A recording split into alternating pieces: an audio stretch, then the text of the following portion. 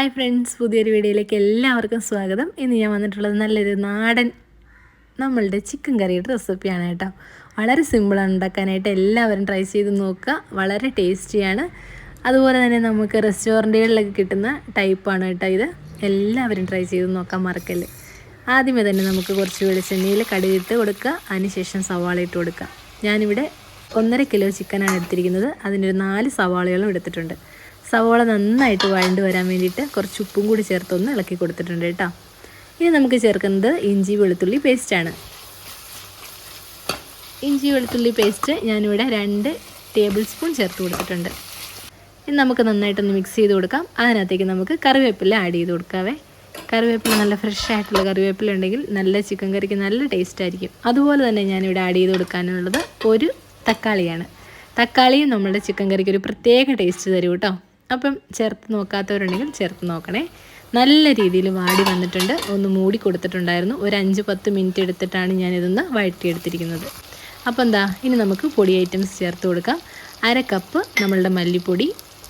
അതുപോലെ തന്നെ മല്ലിപ്പൊടി ഒന്ന് മൂത്തതിന് ശേഷം മാത്രം വേണം കേട്ടോ. നമ്മൾ ഏത് നോൺ വെജ് ഐറ്റം വെക്കുവാണെങ്കിലും, നമ്മൾ ബീഫാണെങ്കിലും ചിക്കൻ ആണെങ്കിലും ഞാൻ ഇങ്ങനെയാണ് ചെയ്യാറ്. മല്ലിപ്പൊടി ഒന്ന് മൂത്തതിന് ശേഷം ബാക്കിയുള്ള പൊടികൾ ചേർത്ത് കൊടുക്കാം.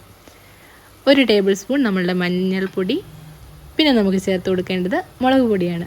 മുളക് പൊടി ഓരോരുത്തരുടെയും എരിവിനനുസരിച്ച് ചേർത്ത് കൊടുക്കാം. ഞാനിവിടെ 1/4 കപ്പാണ് ഇട്ട് കൊടുത്തിരിക്കുന്നത്. കാശ്മീരി ചില്ലിയാണ് കേട്ടോ. പിന്നെ സാധാരണ മുളക് പൊടി ഒരു 2 ടേബിൾ സ്പൂൺ ഇട്ട് കൊടുക്കാം.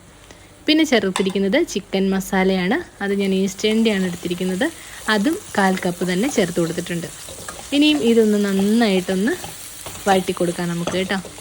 അപ്പോൾ ഈ മസാല മൂക്കുന്നതാണ് നമ്മളുടെ ചിക്കൻ കറിയുടെ ആ ഒരു നല്ല ടേസ്റ്റ് തരാൻ വേണ്ടിയിട്ട് നമ്മളെ ഒരുപാട് സഹായിക്കുന്നത്. അതുകൊണ്ട് ഇത് കറക്റ്റായിട്ട് ചെയ്യുവാണെങ്കിൽ നല്ല കിടിലൻ കറി നമുക്ക് റെഡിയാക്കി എടുക്കാനായിട്ട് സാധിക്കും.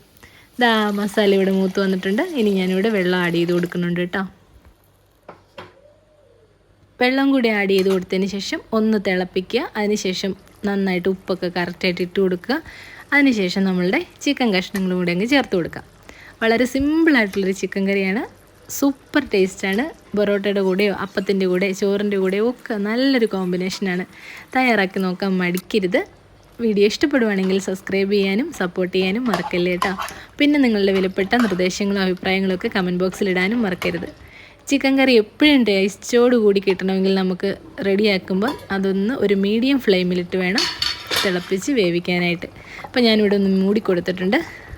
നല്ല രീതിയിൽ നല്ല കുറുകിയ ചാറോട് കൂടിയുള്ള ചിക്കൻ കറി വളരെ സിമ്പിളായിട്ട് നമുക്ക് ഉണ്ടാക്കിയെടുക്കാം.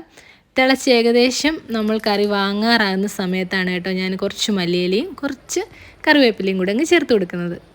അപ്പം ആർക്കും റെഡിയാക്കാൻ പറ്റുന്ന കിടുക്കാച്ചി ചിക്കൻ കറിയാണ്. ട്രൈ ചെയ്യാൻ മറക്കരുത്.